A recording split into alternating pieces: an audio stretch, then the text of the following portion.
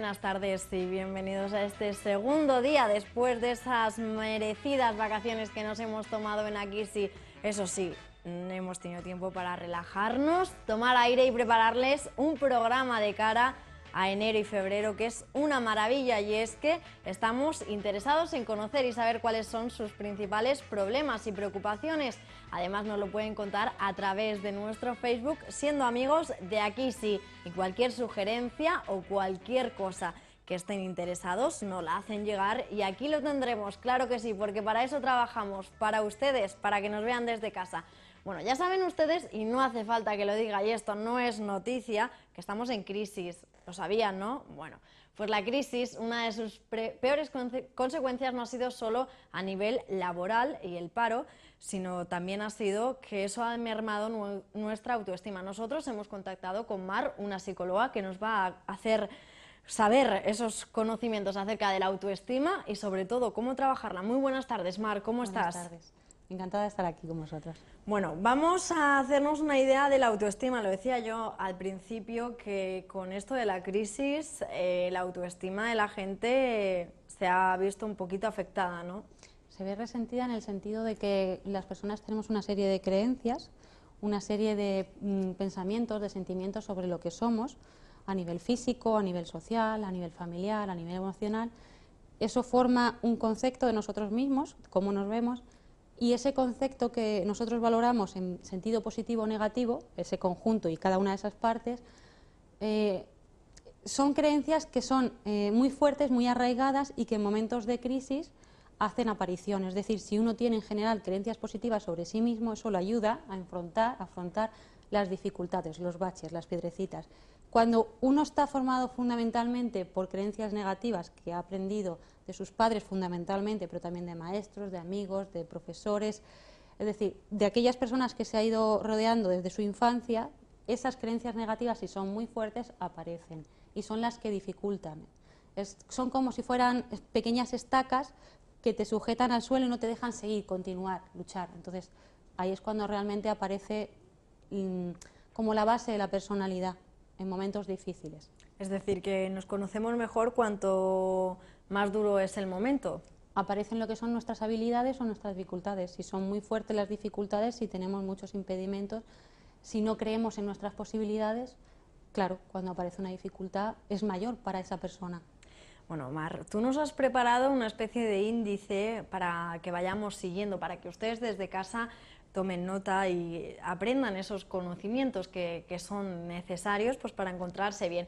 Vamos a ver y hablar acerca de qué es la autoestima, porque muchas veces confundimos este término. Mar, lo vamos a ver de forma gráfica, si te parece, y nos vas a ir contando un poquito sobre todo esos errores en los que caemos y esos pilares en los que se sostiene. La autoestima, ¿qué es? Si veis la siguiente imagen, es como una persona que se refleja en el espejo. Alguien que se mira y que lo que ve es una sonrisa, un gesto de darle mano, alguien que se aprecia, alguien que cuando se mira al espejo realmente se siente bien. Eso es la autoestima en términos generales.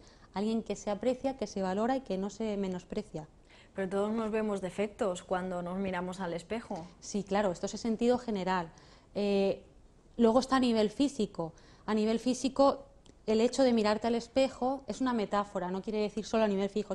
El hecho de mirarte al espejo y poder plantarte delante de él, verte, reconocerte y no fijarte en los detalles que no te gustan, obviamente, porque en los que nos gustan todos nos fijamos, es una capacidad que las personas desarrollamos. Es decir, uno se mira al espejo y no ve lo primero, qué gorda estoy, qué culo, qué no sé qué. Cuando la autoestima es muy baja, sí. Cuando la autoestima es alta, uno dice, tengo unas buenas posaderas, me sirven para lo que le sirve a todo el mundo, para sentarse en una silla. Eso es autoaceptación.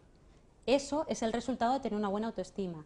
Pero como digo, físico, no me refería solo al físico porque el ejemplo sea un espejo, sino pues cuando te miras a nivel emocional que te guste. Yo soy una persona extrovertida, soy una persona agradable, soy una persona que no le cuesta relacionarse. No es lo mismo pensar eso de uno mismo que pensar, soy una persona tímida, soy una persona que no me gusta relacionarme, por favor a mí que no me miren, no me gusta hablar en público, me siento mal, no me relaciono. El sentimiento que produce ese pensamiento, uno u otro, es diferente. Por una parte, cuando uno se siente a gusto, cuando uno se siente orgulloso, pues es eso, satisfacción, orgullo. Cuando uno se siente mal, cuando uno ve cosas de sí mismo que no le gustan, el sentimiento de desaprobación.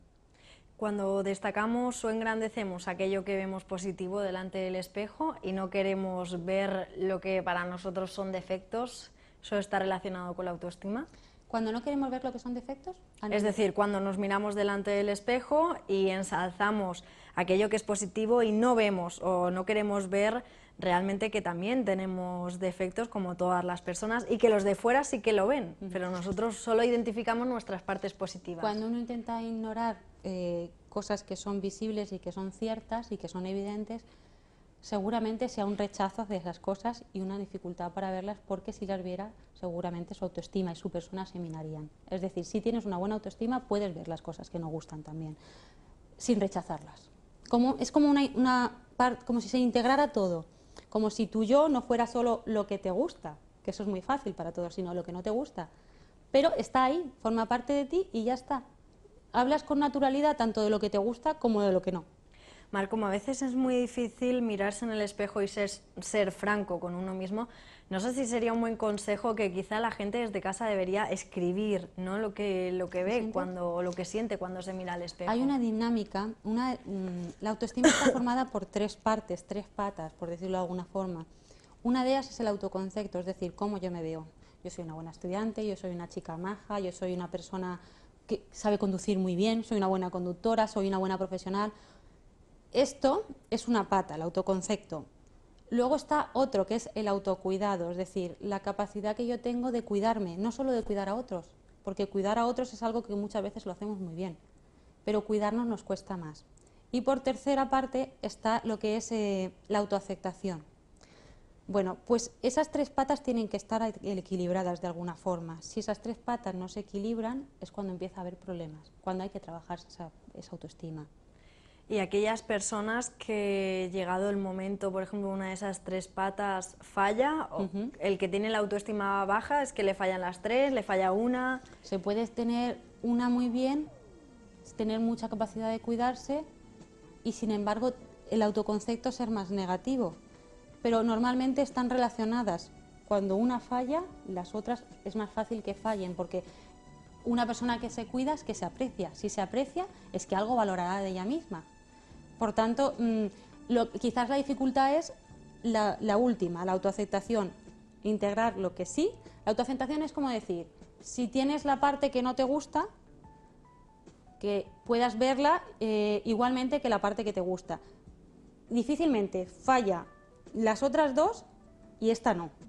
Si no te gusta nada de ti, si tu concepto no es bueno, no te cuidarás, y si no te cuidas, tampoco te aceptarás. Es decir, está relacionado, no se puede separar. Y aquellas personas que se dedican toda la vida a cuidar a los demás y cuando tienen el momento de cuidarse a sí mismas no lo hacen, también sufren de baja autoestima, además, que es algo muy común, y gracias a la ley de dependencia se ha avanzado bastante en ese sector, no obstante sí que se sigue produciendo. Es el síndrome del cuidador principal. Cuando cuidas a una persona, de hecho, no es tan difícil. Normalmente es el rol de la mujer quien suele, o sea, es la mujer quien suele asumir ese rol. Sí, en general sí. La mujer ha sido educada hasta hace pocas generaciones, la anterior a la nuestra. Incluso hoy día todavía hay tendencia a que la mujer sea la persona que cuide. Entonces, pero da igual que sea hombre o mujer, el caso es que el que sufre es el que cuida, el cuidador principal. Los síntomas son los mismos, le queda un gran vacío, incluso aunque no tuviera una buena relación con esa persona a la que cuida, porque ha dedicado su vida, o parte de su vida, gran parte de su vida, a alguien. Tenía un fin, tenía una utilidad. Cuando esa persona se va, ese fin desaparece, esa utilidad desaparece, y aparte queda el vacío de la persona perdida. Entonces, sí, claro. De todas formas, no es algo que nos quede tan lejano. ¿Cuántas adolescentes son novias dependientes? Se le llama codependencia, sí. De sus parejas. También es una forma de tener baja autoestima, ¿no? Yo he trabajado haciendo talleres de prevención de violencia de género en institutos, y la conducta machista no es algo exclusivo del hombre. La conducta machista es algo que aparece mucho en mujeres y en mujeres jóvenes. Lo que pasa es que es algo complicado de prevenir, porque no se debe de prevenir solo con los chicos, los adolescentes, sino con los padres, que es quien da la educación, y también con la sociedad. Entonces, muchas veces faltan recursos, y más hoy día. para hacer una intervención global, genérica. De todas formas, en el caso de muchas de estas chicas jóvenes y no tan jóvenes, que con 30 años también existen casos de codependencia, que bueno, no pueden vivir sin su pareja o con el supuesto novio o amante. No por muy buena educación, es decir, no, el nivel intelectual no está relacionado, o sea, no está ligado a... No, cuando me refiero a educación no me refiero solo al intelecto, es que muchas veces cuando hablamos de educación nos olvidamos que la educación también es emocional.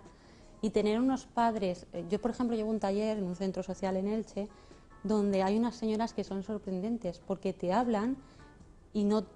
Es como decir, llevan 4 años de talleres de educación emocional, ¿no? Pero te hablan y la educación emocional que tienen, los valores emocionales, la integridad emocional, aprendida, pero la tienen, está ahí. Y a lo mejor intelectualmente hay algunas que no saben escribir.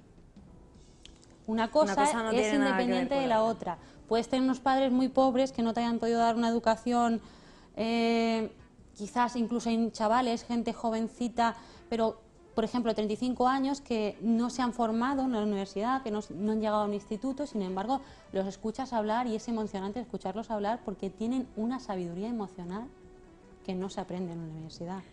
De todas formas, sí que es cierto que por desgracia la violencia machista está en nuestra sociedad, pero en los casos en los que decimos de que las mujeres tienen la autoestima baja son ellas mismas las que se subyugan a las parejas, es decir, incluso ellos se sorprenden de esa actitud. Vale, pero es que aquí hay algo muy importante. Una de las transparencias que... Mi pregunta es por la autoestima baja, es decir, tener una autoestima baja nos puede provocar eso. Pero sobre todo hay que explicar una cosa. ¿Cómo se desarrollaría la autoestima para explicar por qué tienes autoestima baja? Porque es la autoestima, pero la autoestima es algo muy genérico, engloba muchas cosas. Entonces, hay algo muy fundamental que influye dentro de esa autoestima y son nuestras creencias. Las creencias son como lo que os decía, como mensajes que nos decimos, ¿no? Eso no se forma en el presente, eso se forma desde la infancia. Es decir, esas mujeres son así, pero han vivido en un entorno, han vivido con unos padres, han vivido con una madre, han vivido con una familia. Es decir, sí, yo conozco mujeres que tienen dificultades para, por ejemplo, decirle no a la pareja en ciertas cosas y luego son unas profesionales grandísimas. Pero es que hay que conocer el entorno, cómo se han desarrollado esas creencias, qué ha aprendido de su padre, de su madre, cómo ha sido esa relación, cómo ha sido ese vínculo. Entonces, eso se tiene que de alguna forma, la típica frase del anuncio que hay, desaprender. Sí. Para eso hay que trabajar creencias negativas, primero hay que identificarlas, después hay que ver a quién están asociadas esas creencias negativas, quién les ha dicho esos mensajes, y luego hay que cuestionarlas, porque la persona se las sigue dando por válidas a la edad adulta, da igual que tenga 40 o 50 años, entonces sigue actuando como ha aprendido. De alguna forma quizá no le han dicho no valen nada, pero ha visto cómo había una madre que dentro de la relación de pareja no valía nada, entre comillas, quiero decir, se me entienda. No era valorada y ella no se valoraba, hacía todo lo que el hombre le pedía, no se quejaba, había problemas y se callaba, tragaba. Esto se aprende, no es genético, es ambiental, es aprendido. A eso también forma parte de la educación. Eso llega un momento en que si se instala con la persona ni siquiera es consciente. Entonces, primero hay que ser consciente de esas creencias, después saber de dónde vienen, con qué personas, en qué momentos se asocian. Y por último, trabajar la emoción que está asociada con esas personas, porque si no se trabaja la emoción, esa que está reprimida, que ni sabe que está reprimida, y se expresa, esa creencia no se va. Entonces seguirá pensando que ella tiene que estar en un segundo plano, que ella tiene que ser buena, que ella tiene que ayudar, que ella tiene que estar ahí para el otro. Y eso, o se trabaja todos esos puntos que he dicho, identificarlos, saber con qué persona está relacionada y trabajar la emoción, o no se va. Con este ejemplo hemos hablado de la mujer que se subyuga a un hombre. Era uno más, pero aquellos actos que se producen en nuestra infancia son los que luego salen reflejados, ¿no? En forma de baja autoestima, en forma de ciertos síndromes o en la edad adulta. Mira, déjame que te lea, tengo aquí unos ejemplos de... esto quería decir una cosa, porque para mí es algo que trabajo mucho, la autoestima. Entonces, si alguien quiere saber un poquito más de esto, en el blog del centro puede meterse y verlo, porque hay, de hecho, muchas de estas cosas están en el blog, son artículos que yo publico y está muy desarrollado. Entonces, fíjate que te voy a leer una serie de ejemplos muy sencillos. Frases que nos decimos a nosotros mismos: nadie me quiere, Esto la persona no llega a decir solo de adulta porque sí, sino que de pequeña le han hecho sentir que es que no merece la pena, con lo cual ha llegado a creer que nadie le quiere. Un ejemplo muy básico, jamás aprenderás nada. ¿Habéis oído a niños alguna vez que le dicen eres tonto, no vales, tú para los estudios nunca conseguirás nada? Esto yo lo digo y es que me cabrea cuando lo oigo. Eso el niño se lo llega a creer. Se lo llega a creer tanto que llega a pensar que realmente no va a conseguir nada, que es tonto, que no es bueno para los estudios, cuando a lo mejor le hace falta saber concentrarse, o cuando a lo mejor hay problemas en casa y los problemas en casa le están afectando. Entonces, claro que llega a influir en la vida adulta, tanto que esa persona se lo llega a creer y le cuesta quizás, a lo mejor no le están tratando bien en el trabajo, pero le cuesta cambiar a otro porque cree que no lo va a conseguir, porque cree que a él no se lo van a dar, porque cree que va a ser difícil. Entonces, es una forma de restarle posibilidades. Es como el pensamiento que uno tiene, yo no lo voy a conseguir, esto no me lo van a dar, yo no soy suficientemente bueno, hace que se sienta de una forma y hace que no intente una serie de cosas. Pues ahí están viendo esas frases que no deberían escuchar. La de nadie me quiere. ¿Qué más, Mar, tenemos? Vale, una de ellas es nunca tengo suerte. Bueno, la suerte en principio no es lo que nos debería de llevar a conseguir cosas, pero es verdad que la suerte influye. Cuando una persona cree esto es que piensa que su vida no le es favorable. Jamás aprenderé nada, lo que os decía, la típica frase que alguna vez habréis escuchado decir a una madre, un padre, un familiar, a un hijo, es que mi hijo no es muy inteligente, mi hijo es muy majo, pero es cortico. Esto el niño lo escucha, se lo va creyendo, este tipo de frases. Todo me sale mal, todo es imposible que te salga mal, pero de alguna forma al niño le han hecho sentir que no hace nada bien, que estorba, que molesta, quita, ahora no tengo tiempo para ti, no, mejor no, dedícate a otra cosa, si tú en los deportes no vas a ser bueno. Cuando escucha tantos mensajes negativos, se los va creyendo, y eso es lo que hace que forman esas creencias negativas que en un futuro seguirá pensándolas y ya no se las cuestionará. Como no se las cuestiona, no intenta. Fijaros en esta imagen, es un elefante. Ahí tenemos, y en unos instantes la van a ver ustedes también en sus pantallas, es la pata de un elefante que está encadenado. ¿Eso qué es? Vale. Es una imagen que a mí me encanta porque simplifica toda la idea de lo que son las creencias negativas. Si os fijáis en un circo, esto es muy normal, ver a un elefante con una cadenita y la estaca de madera. Ese elefante pesa cientos de kilos. Ese elefante grande, ya mayor, adulto, si quisiera tirar de esa estaca, se iría y podría seguir el camino, una carretera, un camino, e irse. Sin embargo, no lo hace. ¿Qué significa que no lo hace? Que está amaestrado. ¿Qué es un animal amaestrado? Pues que está enseñado desde pequeñito. De hecho, imaginaos un elefante mucho más chiquitito, una cosa así, con unas grandes cadenas. Un bebé elefante. Sí, exacto. Con unas cadenas grandes, fuertes, y una estaca en el suelo de madera mucho más grande que él. Eso hace que cuando lo intenta, no puede. Lo vuelve a intentar, no puede. Lo vuelve a intentar, no puede. Y lo sigue intentando, pero ve que no puede. Llega un momento en que llega a creer que no puede, porque es que es real, no tiene la suficiente fuerza para llevarse esa estaca, porque es muy grande. Cuando se va haciendo mayor, esa creencia de no puedo es suya, está amaestrado, es decir, llega a ser una creencia que está confirmada.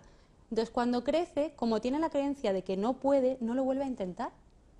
Obviamente, un elefante de un tamaño adulto, si tirase, podría, pero ha perdido la esperanza. Ya cree que no puede, entonces no lo intenta. Eso es un poco lo que nos pasa a los adultos. Llevamos un montón de estacas, un montón de creencias negativas que hemos llegado a creer no puedo y no podré. Entonces no lo intento, porque no me lo cuestiono. Si te lo cuestionaras, si uno se cuestionaría, ¿eso que me decían de pequeño realmente, actualmente, a día de hoy, es cierto? Si no lo es, tú lo vas a intentar. Pero si no te lo cuestionas, no lo vas a intentar. Entonces, ese es el problema de las creencias negativas, que se fijan dentro de nosotros como una segunda piel y actúan como de freno, igual que las estacas. Eso es lo que hay que trabajar en parte. Además de lo que son las creencias positivas, desarrollarlas.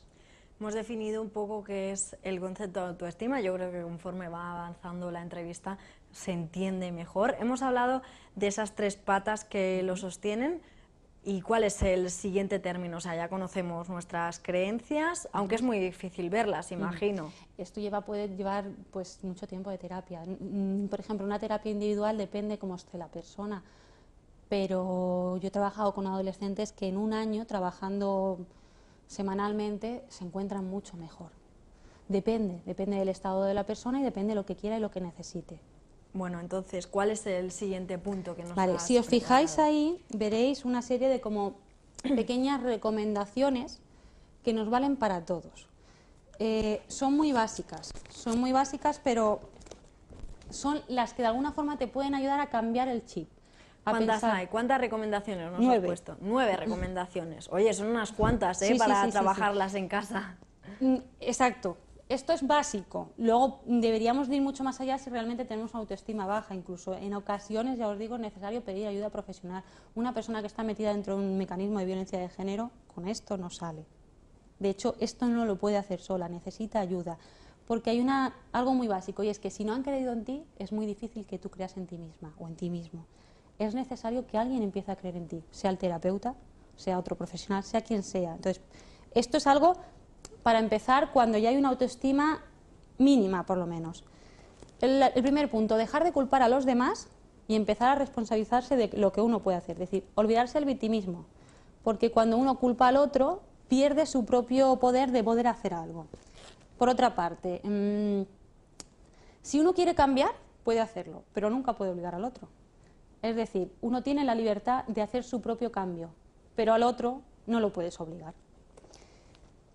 Otra cosa muy fácil en teoría.